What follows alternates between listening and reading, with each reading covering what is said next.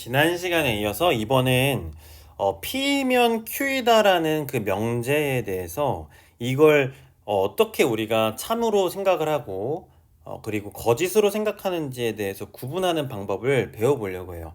굉장히 간단하니까요. 여러분들 들어보고 생각을 좀 해보는 여러 가지 그 문제를 풀어보면서 생각을 좀 많이 해볼 필요가 있어요.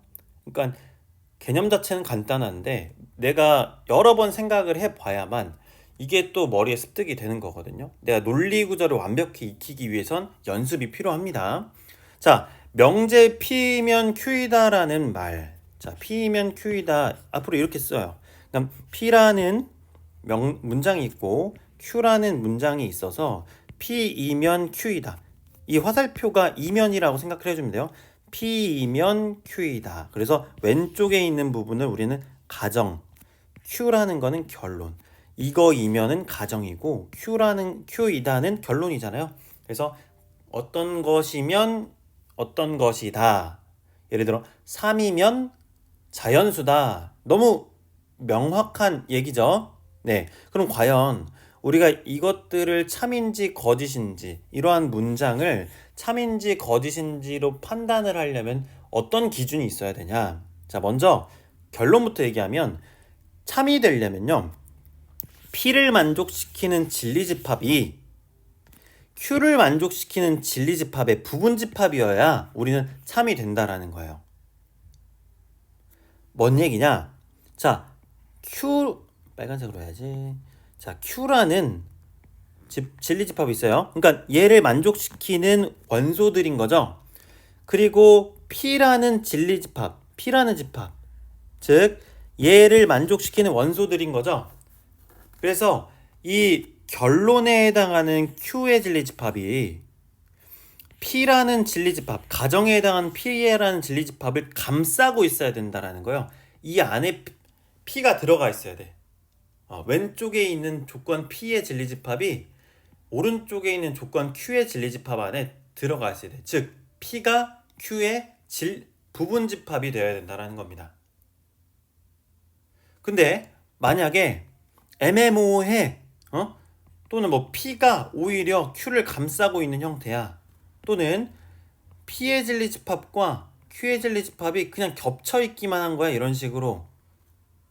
그러면 이거는 이 명제는 어떻게 된다? 거짓이 된다라는 얘기입니다. 자, 여러분들 이해를 좀 더 쉽게 이해를 좀 더 쉽게 하기 위해서 예시를 들어볼게요. 자, 여러분들 P라는 문장은 새우깡이다라는 겁니다. 새우깡, 그죠? 그 다음에 Q라는 문장은 과자라는 거예요. 과자. 그러면 P이면 Q이다인지 생각을 해보자. 자, P이면 Q이다. P이면 Q이다. 그러면 요거는 어떻게 문장을 우리가 생각해 볼 수 있어요? 새우깡이면 뭐다? 과자다. 자, 이거 맞는 말입니까? 틀린 말입니까? 맞는 말이죠. 왜? 왜? Q, 즉 과자의 진리집합. 과자는 너무나도 많죠. 맛동산, 뭐 너무 옛날 과자인가요? 새우깡 이거랑 또 뭐였어? 요즘 과자. 뭐 허니버터칩 뭐 다양하잖아요. 근데 그 안에 새우깡이 포함되어 있잖아. 이런 형태죠. 즉 P의 진리집합이 Q의 진리집합의 부분집합이잖아요. 그래서 얘는 뭐다? 참이다. 근데 얘를 뒤집어서 생각을 해봅시다. Q이면 P이다. 자, 이건 무슨 말이에요?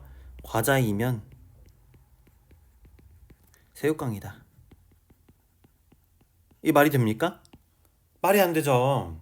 네, 어떻게 새우깡이 감히 모든 과자를 대변하겠습니까? 그죠? 그래서 P가 Q의 부분집합이 아니죠. 다시. Q가 P의 부분집합이 아니죠. 그죠? 그래서 얘는 뭐가 되는 거예요? 거짓이 된다라는 겁니다. 이해됐죠? 과자이면 새우깡이다. 왼쪽에 존재하는 녀석이 오른쪽에 부분집합이 안 되기 때문에 얘는 거짓이라는 거. 하지만 왼쪽에 있는 녀석이 오른쪽에 있는 녀석의 부분집합이 되기 때문에 얘는 참이다. 요거를 꼭 생각을 해주면 돼요. 뭐 예를 들어 뭐 또 이걸 얘기해 볼게요. 뭐 홍길동이라는 학생이 있습니다. 홍길동이라는 녀석이 한국중에 다녀요. 한국고에 다녀요. 홍길동은 한국고이다. 참일까요? 거짓일까요? 참이죠. 왜? 홍길동은 한국고에 속한 한 명의 학생이기 때문에. 그죠? 근데 반대로 한국고이면 홍길동이다. 아니죠. 왜?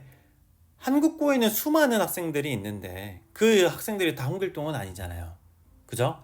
그래서 우리는 이것을 거짓이라고 할 수 있습니다. 네. 자, 그러면 좀 더 수학적으로 생각을 해봅시다. 6의 약수. 자, P면 Q이다가 맞는지 한번 해봅시다. P면 Q이다. 이 명제는 참인 명제인지 한번 생각을 해보겠습니다. 자, 6의 약수이면 8의 약수이다.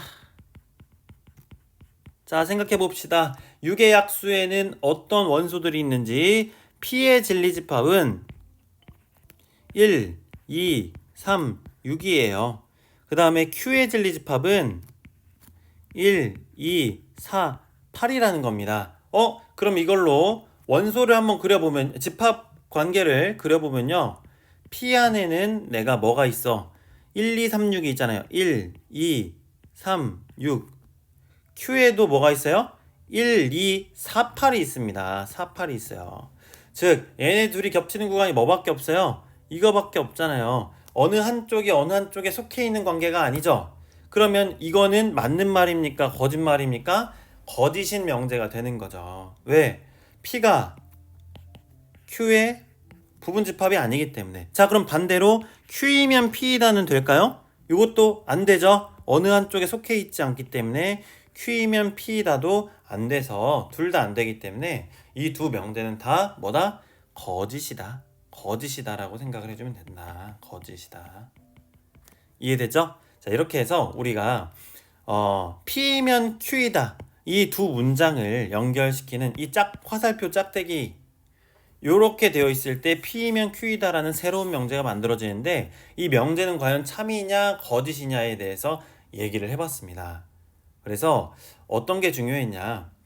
P의 진리집합이 Q의 진리집합의 부분집합이 된다면, 즉 이러한 모양이 된다면 우리가 이걸 참이라고 생각할 수 있지만 이런 모양이나 이런 모양, 즉 P가 Q의 부분집합이 아닌 형태가 된다면 얘는 우리가 거짓이라고 판별을 해줘야 된다라는 얘기입니다. 알겠죠? 우리가 이렇게 벤 다이어그램을 통해서 그 집합관계, 참 거짓 관계를 파악할 수 있다라는 얘기죠. 네, 됐습니다.